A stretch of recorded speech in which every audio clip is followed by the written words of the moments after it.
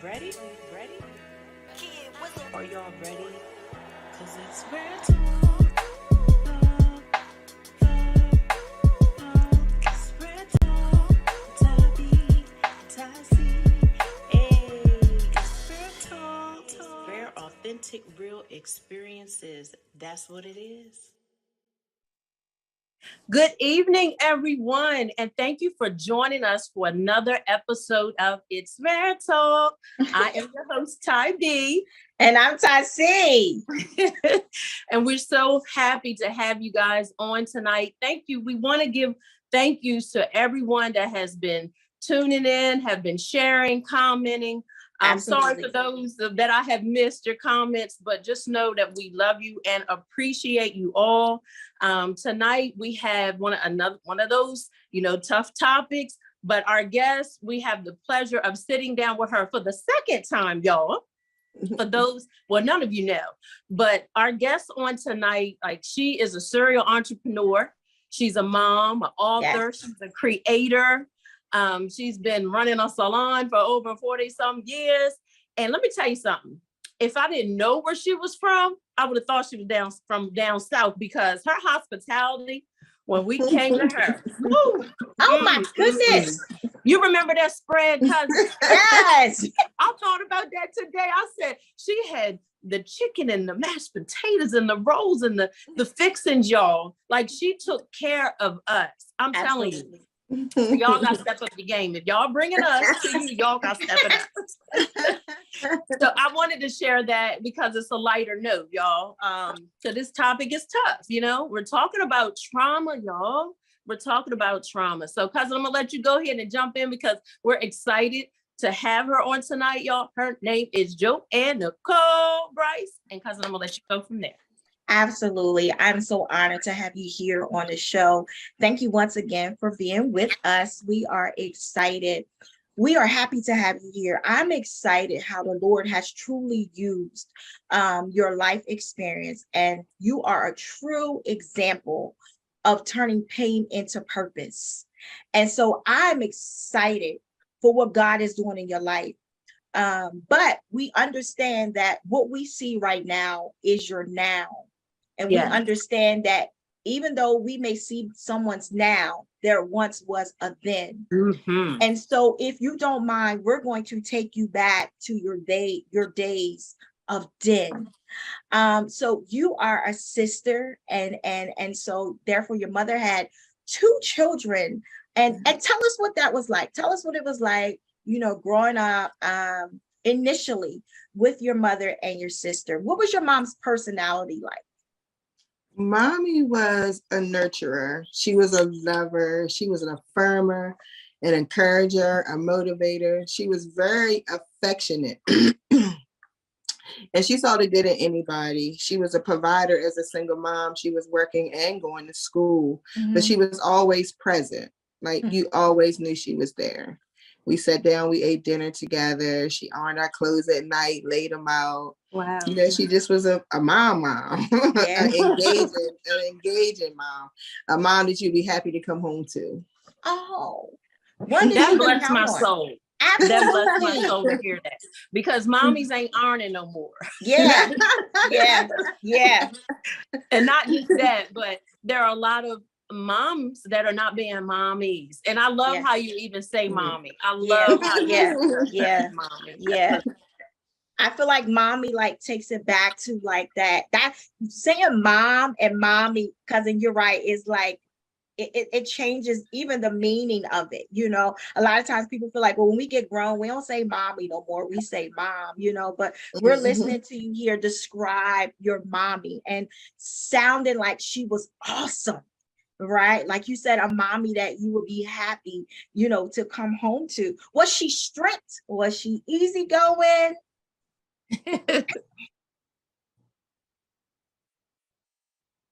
Unmute, Joanne. That's circumstantial. It depends on what she had to respond to. When it came to discipline, she didn't spare the ride at all. She let the ride go. She let the ride go. She didn't play. I remember one time I used to like to play with fire, and I didn't never got caught. When I finally got caught, we were standing in the kitchen, and I had set the curtain on fire. Oh my And God. it was a sheer, so it burned pretty quick and in place. Yeah. So mommy just was standing there, right calm, just looking at with me. So I was like, "Ooh, this is the thing to do." So she got the pot holder, and man, as soon as that curtain got done burning, she took that ride down and tore my high with that hot rod. Oh my Like God. when you did something you weren't supposed to do, she was real dramatic at teaching you the lesson so that you would not repeat the error of your ways, I'll say. Yeah. Joanne, But- did you burn down any more curtains after that? No. I probably didn't light a candle till I was in my 20s. Right. No. Listen, No, cousin, no. my next question to her was going to be, can you share a memory? A fond memory. I will never ever forget that. Absolutely. Goodness gracious. Don't have me thinking when I'm lighting stuff. Mm. Just move I it will away from never. everything. You got to move it away from everything. I got a couple that around here now. You just got to move the candles away. Yeah. Yeah. But anyway, moving forward, just a little bit more. Do you remember like holidays? Do you have any fond memories of a holiday or birthday with mommy? Every day was a holiday to mommy, but the one thing that I remember her doing so often was on Sundays. She just would pick a random family member, and we just would go spend Sunday with them. We would just hang out, eat, talk, just be in the moment. Wow. And she done that all the time. If we weren't there, she gonna leave you a note, and then we going to the next house. But we are going to fellowship with some family on Sundays. That is important. That's Yeah. important. And we need to get back to the Sundays. We were doing them. We were doing them, and then we kind of stopped. You know how sometimes when you lose like grandmother or those that are significant, sometimes we lose that. But we got to keep that going. So I'm glad you brought that up on tonight. Is that something you do now, the Sundays? Yes. Yeah. Well, no, not that often, but I leave notes. I leave a lot of notes. I send a lot of cards, and but actually this year, November, I just realized that it's 5 generations of us on my dad's side. So we're all going over for Thanksgiving, and I got a photographer to come get us some good shots. That's good. So I can't wait to do that. We haven't done it in a couple of years. Creating memories. Yeah. Yes. And it sounds like your mom was very family oriented. Yes. I love that, to take time out on a Sunday and say that we're going to go visit others. And, if they're not there, we're going to leave a note if we're going to go on to the next house. Like, I think that's pretty amazing. Right. And so now, go ahead, cousin. I'm sorry. Cousin. No, go ahead. We both excited. Got all these questions. So as we're moving forward, and at this point now, your mom has a boyfriend. Okay. And tell us about your initial thoughts of your mom's boyfriend. That it just was her friend. We didn't have any type of, like, she's had boyfriends in the past, but we had like more relationship. But I could definitely tell that this particular person was just wanting to be in relationship with mommy. Like, it wasn't a package deal for him. It just was mommy. Got you. Wow. It was real divided. Real divided. Okay. Now you were still so young then. So when were there real like concerns, like something ain't right with him or this relationship, or why is mommy even talking to him? The screaming and hollering, and I never seen them physically fight, but I could hear through the walls in the next room, the fussing, the cussing, the throwing her against the wall, and just the degrade. I heard that often, and I was like, this is wild. Like, why are we in this environment? Why are we in this atmosphere? Okay. But she would come right back out that room, smiling and grinning, ready on clothes, making sure we eat like nothing ever happened. Wow. What a mommy. Yeah. What a mommy. When I think about things such as that, because mothers will do anything to protect, real mothers, to protect, to shelter their Mhm. children, right? Mothers have learned to mask pain. You understand what I'm saying? To mask discomfort because they don't want their children to be exposed. They don't want their Yeah. children to know what's going on. And so, what a mommy, right? And you said, even after hearing all of that, in the next room and understanding at this point, still as a child, that something is not right. But when the door opens, mommy still presents herself as mommy. Yeah. Mhm. Yeah. So what age do you think you were around this time? I was 10. Well, no, I wasn't 10. I was 9. Okay. I was 9 when that first the arguments and stuff started. Mhm. And so can you say that you witnessed the arguments becoming more severe? No, because it just was always yelling, screaming, pushing, and shoving. Mhm. But then just one day, actually it was January 10th, 1982, my grandma came and got us and told us that we needed to go to the hospital. Mhm. And I walked in the hospital and she had galls around one side of her face. She had a body cast, 7 of her ribs was broke, her ankle was broke.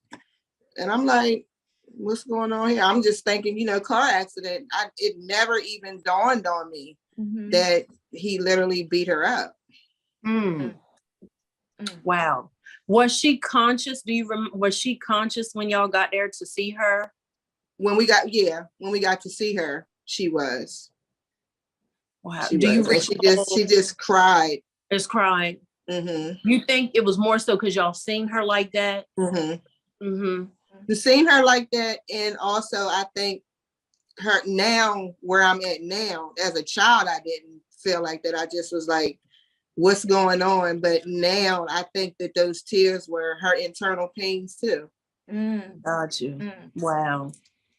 What was your grandmother? Did she say much during all of this? When the abuse started to progress, because even that verbal abuse, you know what I mean? That's Mhm. one form. So, like you said, it started with the cussing and the screaming. What did your grandmother try to shelter y'all from it, or did she say anything? Did you go to her and talk to her about any of this stuff? Well, my grandmother she doesn't really talk about real life things. You just live, like, because that's how she was. She just had to figure it out and live. So, but she really didn't know exactly all that was going on until she had to take us to the hospital that day. Oh, and then she became a pit bull. Wow.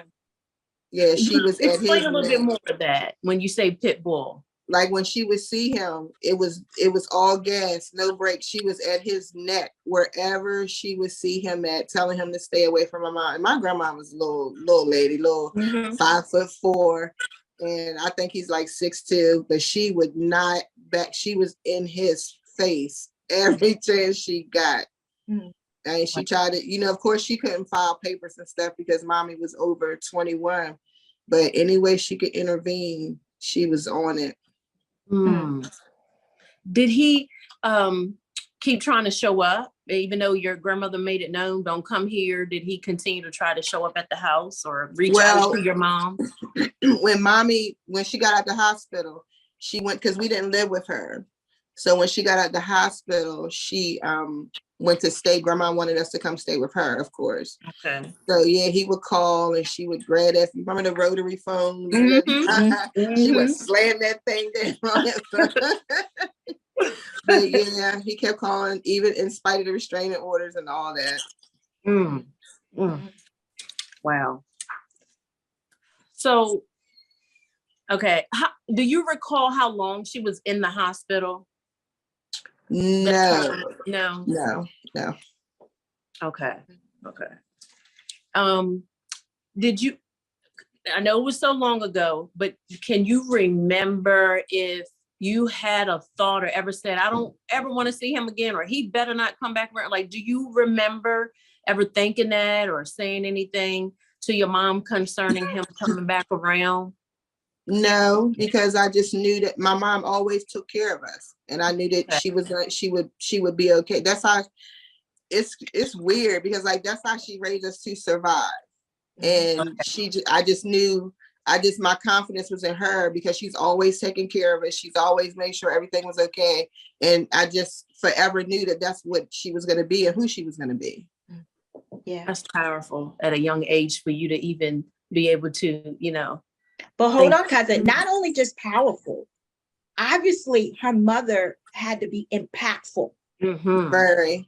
She had to be the mommy to set that standard that no matter what, mommy's coming through, right? Because Joanne would not have been able to think that. Yeah. Or put it in that type of perspective that I trust mommy.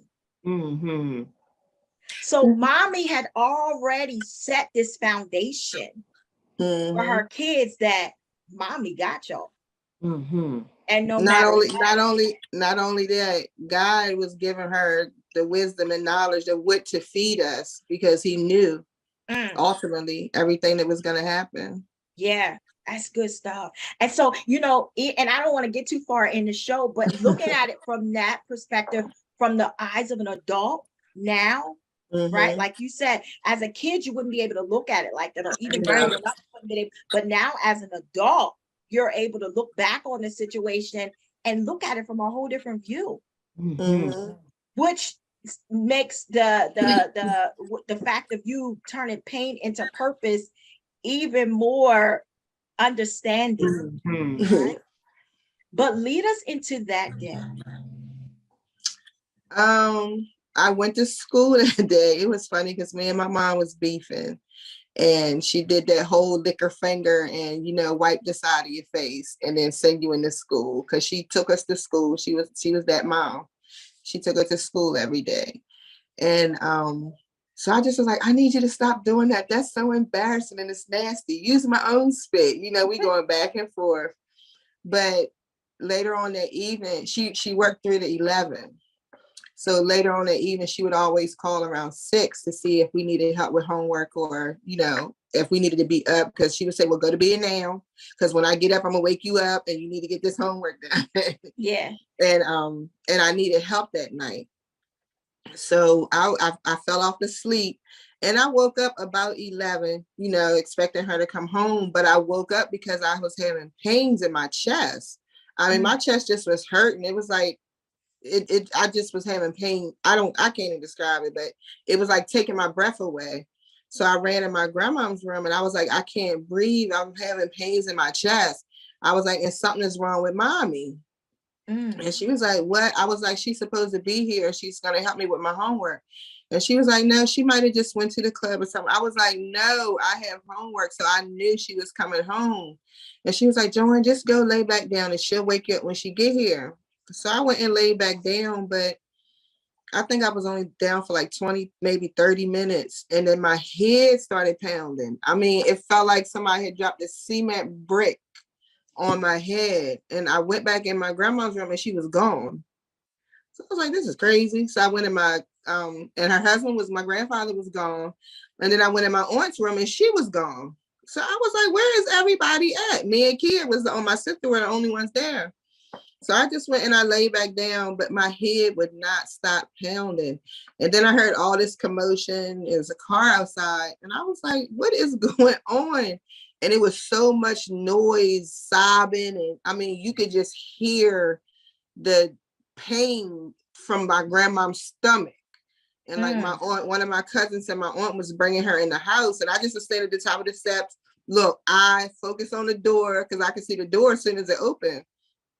And they were literally carrying my grandma in the house. So I was like, I looked at my aunt, she was standing at the bottom of the steps. She was like, come here, Joanne.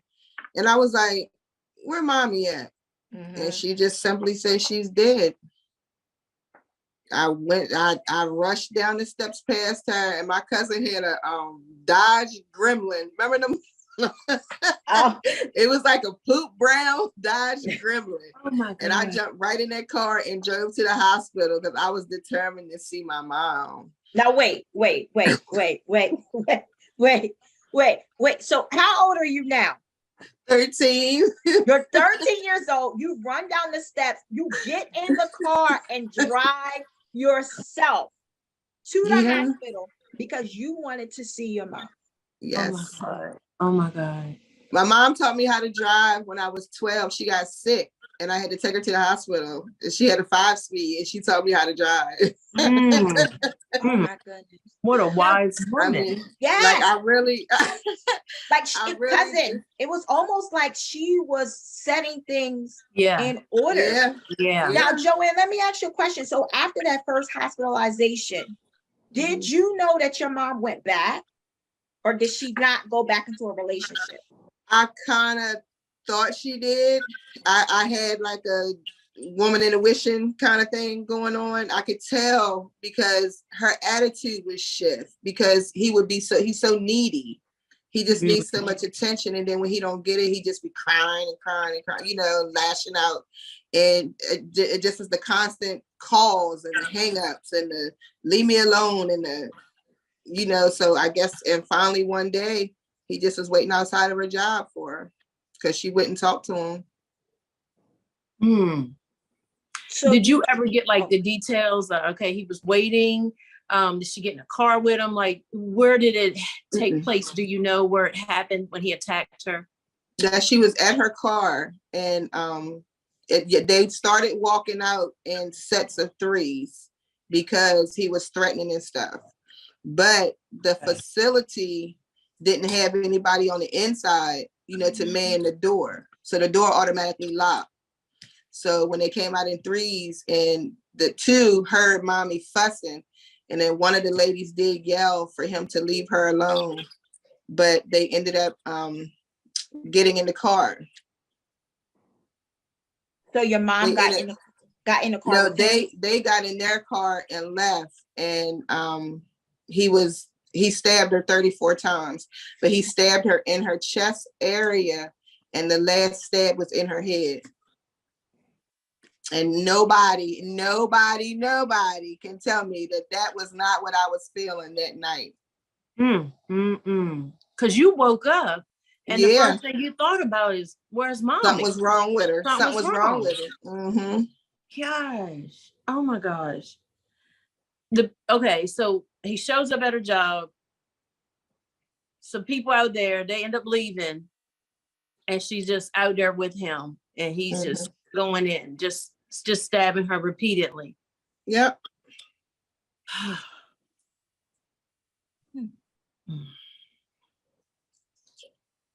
Madman. When you got to the hospital, what happened? What did you encounter? Because then the police come get, like, did you, the police come get you? Yeah, it took me back home. I told them I could drive home, just follow me. So they didn't need 2 people, and then somebody had to come back. Oh. But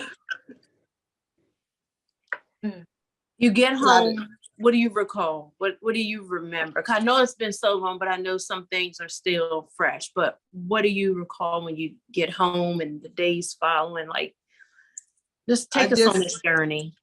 I just remember coming back in the house. Everybody's still, crying. Everybody is crying and upset, but everybody's just so disconnected. Like, somebody sitting here, somebody sitting here, somebody hitting there. So I just went upstairs in my room and I just sat to myself. And I used to always, and like when it came time for her funeral, I mean, it was so, I had on the ugliest dress, first of all. This tan dress with these red trim. I'll never forget that ugly dress. But the casket was closed, of course, because her body was so beat up.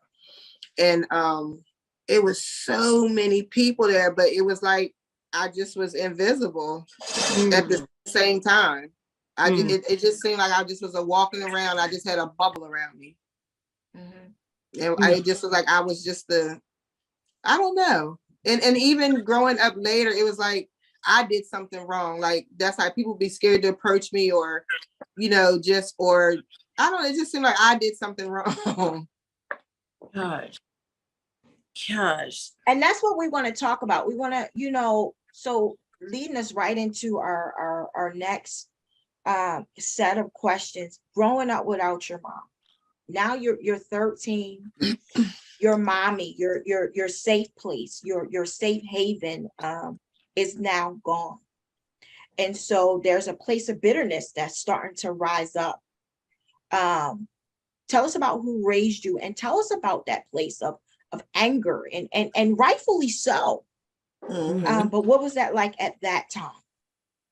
My grandmother raised me, but at the same time, her daughter was murdered.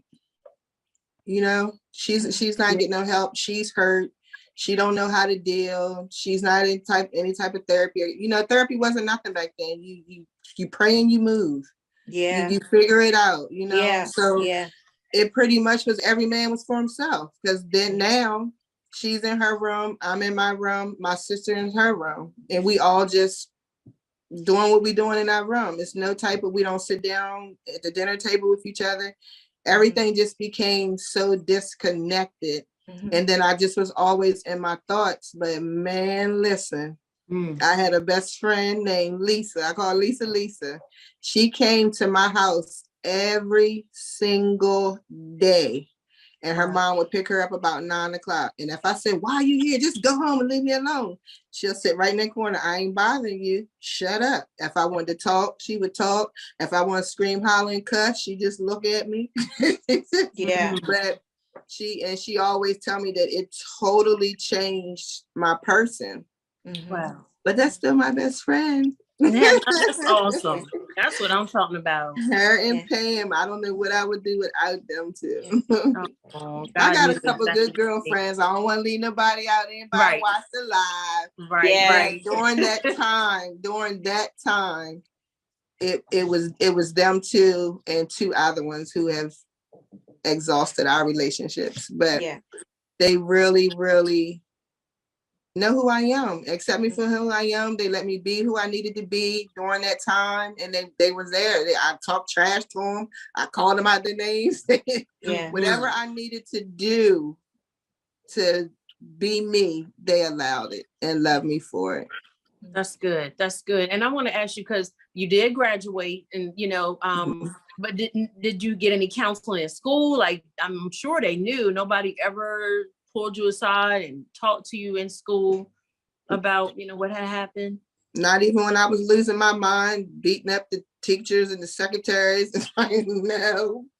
They just treated you like you were being bad. They pretty much, she just angry. She's a bad girl, angry girl, not getting to the root of what happened. Yes, I had two counselors who, one was Black and one was white, literally, Miss Barang and Miss Cuffy. And Miss Barang, I wouldn't let nobody be my guidance counselor for the rest of my time in high school. And Miss Cuffy was the secretary in that office. And when I was off, they know I come through that door rolling. But but they would they definitely helped me get through those years in that building. That's great. Because I can't imagine not having nobody, you know what I mean? Like, no, and just to throw something in real quick, it made me think about my husband was said to me when his parents passed, because I think he was like 7 and his parents passed 6 or 7 months apart. And it was like, nobody brought it up. Nobody pulled him aside in the school and like really took him under, you know what I mean? And so he always felt alone and out of place and stuff like that. So that's a lonely place, you know what I mean? To not have that. So thank God for your friends. And I'm praying all those that are viewing and hear it, that are your friends too, that everybody should know that, you know, that they know their place. You know what I mean? You acknowledge the 2 that were there, but everybody should know their place. But I just wanted to mention that, because now all we're hearing about is mental health, and they're getting into schools now and talking to the kids. But back then, that wasn't a big thing. It was like, what happens in this house, stay in this house. And nobody wanted to talk about anything. I hate that. Don't you hate that? Yes. And I think with those sayings and those actions or behaviors of back in the day, it affected in so many ways. It, you know what I mean? That saying of what goes on in this house stays in this house, or you know what I mean? That stuff it ruins and damages individuals, right? And so I heard you say like you was acting out, like fighting and doing this and doing that. And you know, without those resources, you know what I mean, to be able to help you process it. Because like you said, now in the household, when you was used to having mommy saying, what was your day like? Do you have homework? Do you need this? Let's go visit. Let's hang out. All of that now has been snatched from you. And so here you are now, you know what I mean? I've lost my mommy and then I got to process this because now everything around me has shifted. Yeah. Nothing looks the same anymore, but I'm expected to act the same. Right. Right. And so that right there is even issues of today, right? Which is why I felt, you know what I mean, such an urge and with my cousin to bring you on, because a lot of people stop right there at the injury. Yes. A lot of people, you had your areas of rage, you had the arenas of bitterness, like you had that. And once again, rightfully so, your world had been snatched from you. You know what I mean? At such a young age. Yeah. You know what I mean? And we can tell from the way that you talk about your mom that y'all had a loving relationship. You know what I mean? Even though you said the day she dropped y'all was beefing, but that could be probably what mothers and daughters do. But you can tell that there was a loving relationship. And so here you are, 13, I got to process this. Now I'm going through life. And as you go through the stages of life, grief looks different. How grief may have looked when you was 13. You know what I mean? And now as you go on through life, grief gonna look different at 20. Yeah. Right. And so here you are now still trying to be a sister. You know what I mean? You have your grandma, but once again, everything around you, your world is now shifted. And now you're leading into an adult, but you still have unresolved stuff in you. Right? You know, let's just talk about that for a second now. Because I feel like people don't understand. I think sometimes people put grief on a timeline. There is no timeline when it comes to grief. You know what I mean? And even now, at your age now, even though it's been some years, I can still hear in your voice when you're talking about mommy. Right? It's almost like you still hear that young girl talking about mommy. You know.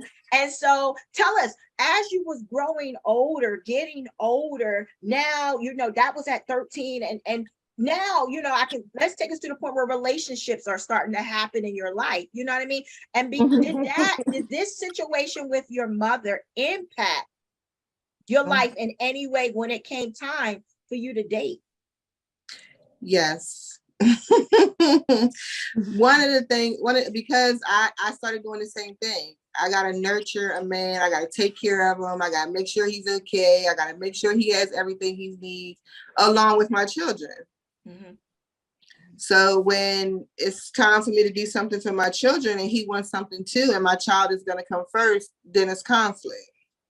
And honey, one thing for certain and two for sure, them 3 J's and all them other 5 that I took care of too, no, nothing or nobody's coming before them. So how old were you when you had your first child? 19. And then that's another thing. I was in so many relationships without being in relationships. Not asking questions, not finding out who you are. Just having to have some type of love because my mom was so much love that I didn't care where it came from. And then I didn't feel worthy because of all the shunning I got growing up. She's never going to do nothing. She's going to have a bunch of babies and not take care of them. Like, they was really speaking that stuff over my life.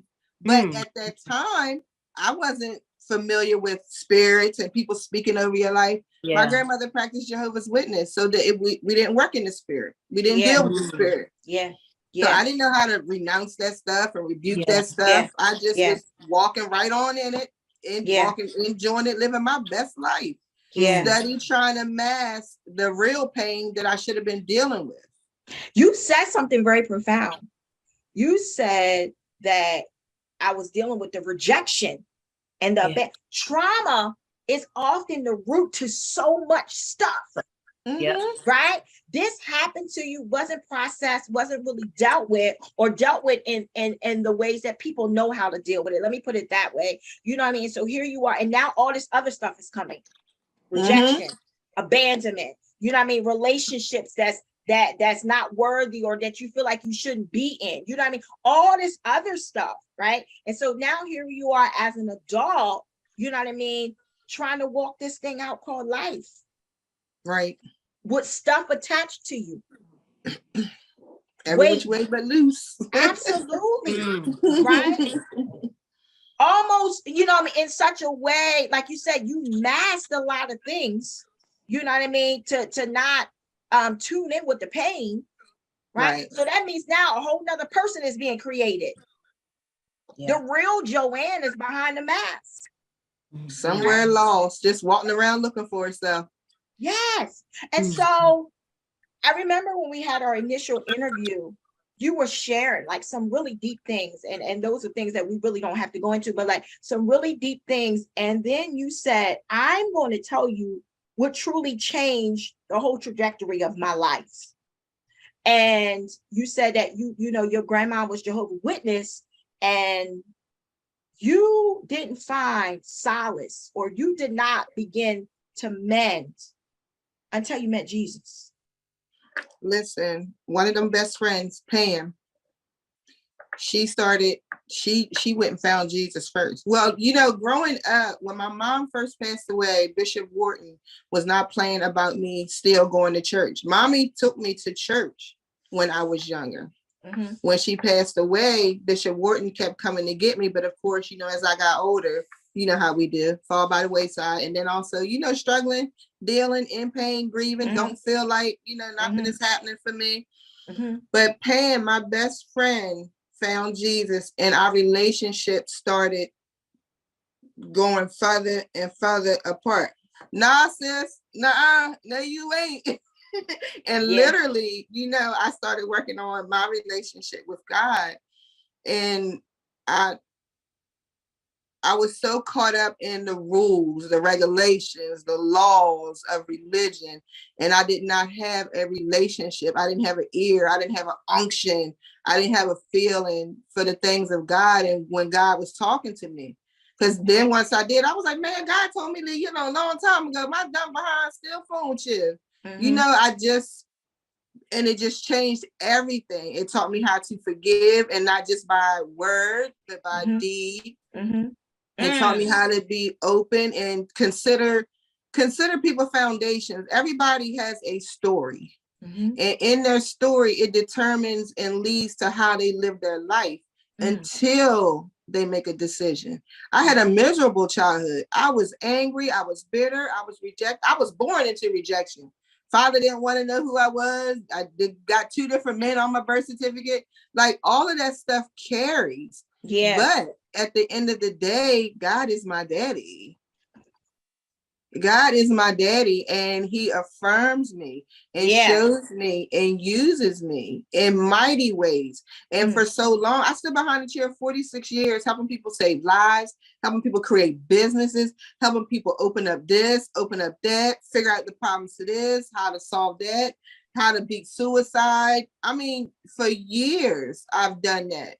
I am the child of the Most High. Yeah. I refuse to be miserable in my adulthood. And so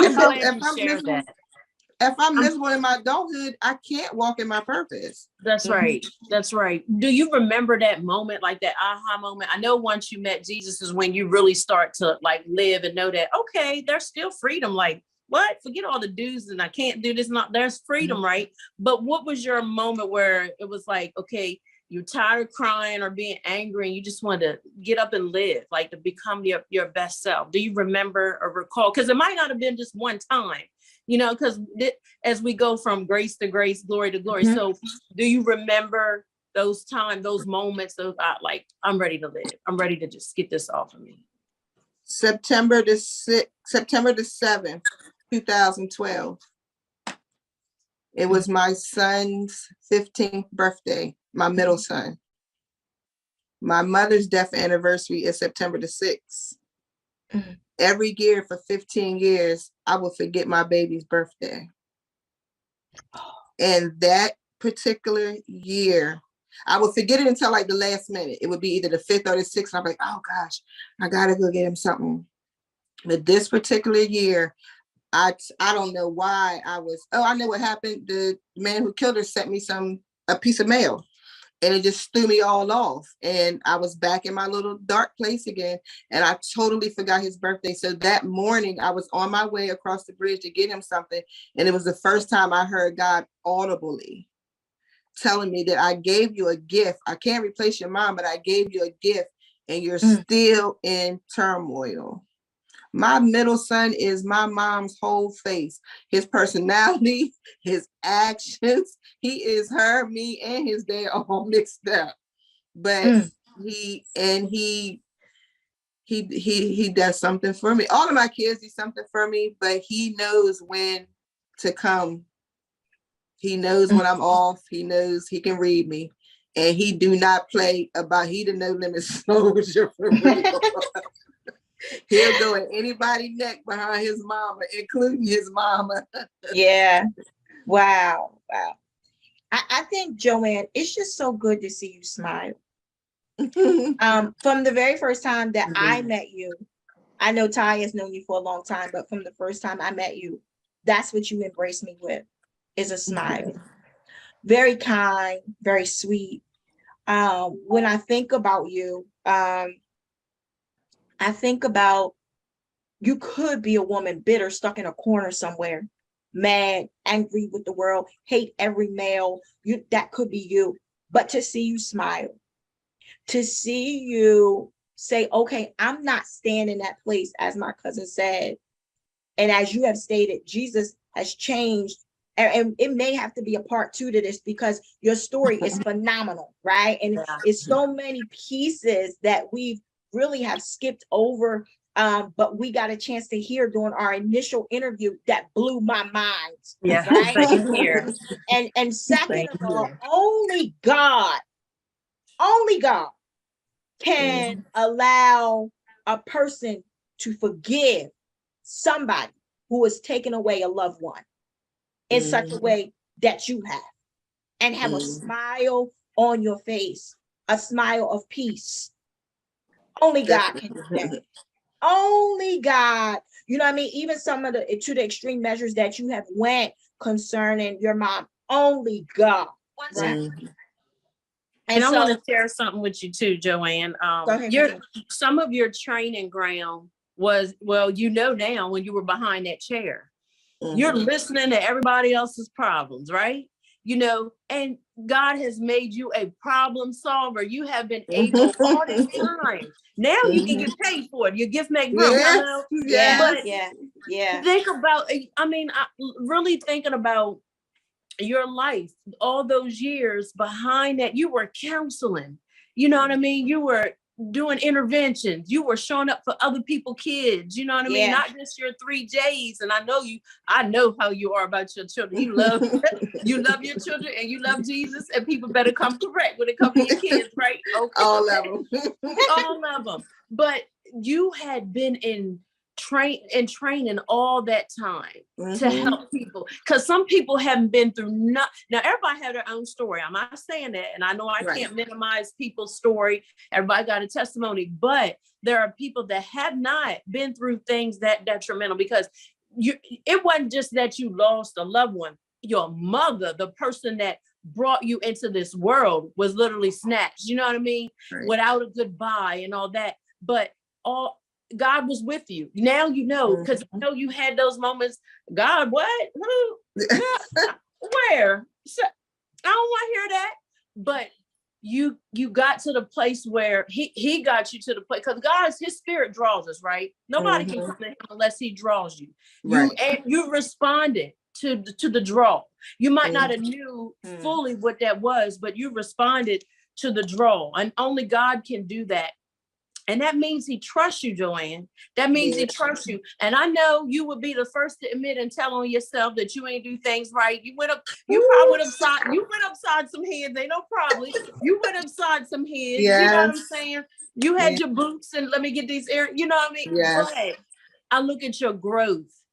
I look at even all of that, you still want to be better. You know, you want to be better, and you realize my kids are dependent upon me at the end of the day, you know? So, and I love your relationship with them. But yeah, I just wanted to throw that out. Like you've been in training, preparation all this time, all this time. Now it's time for another level. It's like you've been promoted. I'm telling you, God, his faith is valuable. When people go through that hard stuff, I've learned that God values all of us, right? And we know that he don't have respect of person, but he bestows favor. And everybody's not fit to go through some of the things that others go through. Right. So obviously, he got something even that's going to blow your mind, girl. And I know you've been meeting people and speaking to people, but you ain't even seen nothing yet. Yeah, I received that. I'm serious. I know what I know. And I don't take that lightly, but I'm telling you, because we're not going to always be talking about, I can't wait till I get to the place of when you're walking in it. You're literally about to walk in it. Listen. And being amongst people that you wouldn't think you should be in a room with. Oh my what God. I'm saying? Listen. I'm telling you. Prophesy, honey. Because it is, I'm serious, like, and you know what? Sometimes we outgrow places and things and people but because my husband is right there now. He said, babe, I've been helping people on the outside, fixing them up. Now I'm trying to change their mindset, trying to help. And I know that's where you are. You know what I mean? We've been fixing this outer up. Okay, let's get to the root. Let's fix these hearts, forgiveness, and all of that. Because I know you can share some things. And cousin, you said it. We're gonna have to do part 2. But you know what, cousin, you said something, because here's the thing. All of it was going to work for her good. All of it. The Bible speaks to that. And so what I love about God is that he's strategic. Yes. He allowed you, Joanne, to go through all of that. And now look what you're doing in return. Yep. Yes. Right? You talk about taking you from a place of being broken to whole. And now he has strengthened you. And look who you're going back to the broken people. Yes. Right? And to me, here's what I love about God. Listen, pain recognizes pain. Yeah. Right? Because you walked in those shoes. Because what better person than to go back and reach them? Right. What better person than somebody who has had to grow up, unfortunately, motherless, who has lived it, who has experienced it, who has cried herself to sleep, who has had different events at school that her mom couldn't come to, who had to go through homecoming, who had to go through prom, who had to go through giving childbirth, all of this without her mother. You had to, I couldn't even go to no proms and no homecomings, not with the people of the world. I didn't do none of that until I moved out my senior year and I was able to go to prom. Wow. I couldn't do gymnastics. I couldn't play no sports. And I was a track star. Jesus. Listen, I want to talk about pain to purpose. Let's talk about purpose. Let's talk about some things that you're actually doing with the help of the Lord that excites me. Well, my training, since I did my thug life training behind the chair. Now to go get my certification, I went through Bloom U Atlanta under the tutelage of Dr. Tavis Taylor. And I just been taking courses with her to know what I'm doing in my coaching now that I have the emotional side, but I needed the blueprint to follow so that I can get people on track where they need to be. And I created a program called Hangouts with the Launcher. Because I help girls develop their inner compass. I'll teach them how to believe in themselves, and we're going to focus on finding and lining things up for a future. I'm also going to teach them about engaging in healthy relationships while dealing with peer pressure and risky behaviors involving drugs and alcohol that'll help them avoid conflicts and also resolve disputes. We also going to be talking about racism. But once they complete the program, you're going to meet a whole new young lady who's more understanding, a communicator. She's happier. She's going to be equipped, empowered to launch into the next phase of her life with the skills that I teach. They'll apply to anything though. So they'll always be forever present. I I love got it. excited. I love it. Look, wait a minute. I got to come up with another word that excited, because to hang out with the launcher, listen, we need that. We need a day where we can hang out with the launcher, because launchers move. They make progression. That means they're going somewhere. Yeah. Oh, I love that. Come on, we got to set that up. Hanging out with the launcher. But wait, cousin, how about when she said embracing the inner compass? Yes, I know. Yeah. Mm, We so I'm often writing are that meant down. to be quiet. We're meant to be quiet, and we're meant to hide how we really, really feel, because we're so concerned with how everybody else feel about how we feel. My story has been dummied down for 38 years because everybody's, oh, you just need to be quiet. Just deal with it. It's done. It's over with. Like, get out my face. It happened. It made a difference. And it got me to where I am today. I don't want to see nobody else suffering. I don't want nobody sitting in the corner all in pain. And like, as these kids now, they just went through a pandemic. They've been in the house with people they don't like and don't like them sometimes. They need an outlet. They're walking around with no voice. Yeah. And the more you walk around with no voice, I don't want them to be 50 like I am to arrive, and I haven't even all the way arrived. You know what I mean? Like, you don't take so long soaking in that, because then you're in bad relationships and you having all these kids. I had 3 kids by 3 different men. That is 3, 6, 9, 12 personalities I have to deal with on a daily basis. Him, me, and what we made. Yeah. Like that, people need to think about that stuff. That makes a difference in a household. You gotta, that's good. I mean, you don't know who you're gonna wake up to in the morning. That's good stuff. That's good Very stuff. good. Being careful with who you breed with. That's good stuff. But I also like you. I like what you see. You said something. You said people saying just get over it, just get over it, just get over it. Get over what? Okay, get over the fact. You want me to get over the fact that my mom passed away? Okay, but guess what? Let's look. Let's check out the residue. My mom passed away, but let's check out what I got going on from the result of that. Right? And that's what people do. People just want to just say, oh, forget it, or act like it doesn't happen. No, expose it, deal with it, like you said, and then you're able to properly, you're healthy. You're able to move on in a healthy way, right? Because we learn how to malfunction well. You understand? We learn how to that is a problem. We learn how to malfunction well. No, if something is broken, it's not designed to be broken. Listen, fix it. That's it. And that's the problem. Because we malfunction, everything connected to us malfunctions. It leaks right down. And that's the thing. When people are growing up and they see these behaviors in people, I can't stand it. Oh, that's just how they are. No, they just like that because nobody has addressed it. Yeah, you need to address it so it won't grow into a bigger monster. That's good. That's good. And you ain't even giving us everything on tonight, honey. You hold back. But you said a lot. But one of the things you did say, that because I try to be a note taker. Note takers are money makers. We can't keep quiet, because how you gonna help folks? How you overcome by your testimony. So if you keep quiet, how do you continue to overcome? So we can't even listen to stuff other people saying. They rubbish. That's rubbish. And those are people that are stuck. Right. Those are people and that that's are what's stuck. wrong. But that also is another hindrance. Because you're going around here and you make it like, oh, you so churchy, you ain't no earthly good, your poop did stink. So now you can't tell the testimony. So you're just watching people make mistakes because you don't want to expose yourself. Yeah. Like, come on. I did it. I got a t-shirt, a mug, I broke it. It's good. Yeah. Joanne, I love you. I love your realness and transparency. Because when people tell their story, they only tell partial. They tell the part that make them look good. No, tell it all. Tell what you did. Tell, Lord.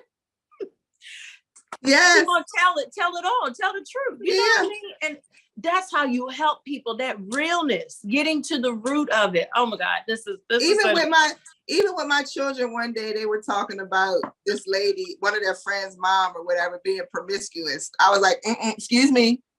I got 3 baby dads. I'm gonna need y'all to chill off all that because your mom ain't been no saint. Yeah. And somebody could be sitting at their house talking about your mom right now, just like that. That's good. You know, it's just the reality of it. That's good. That's good. Transparency is good. And I always say, when you deliver, you can tell it. If you deliver from it, if you heal from it, you can tell it.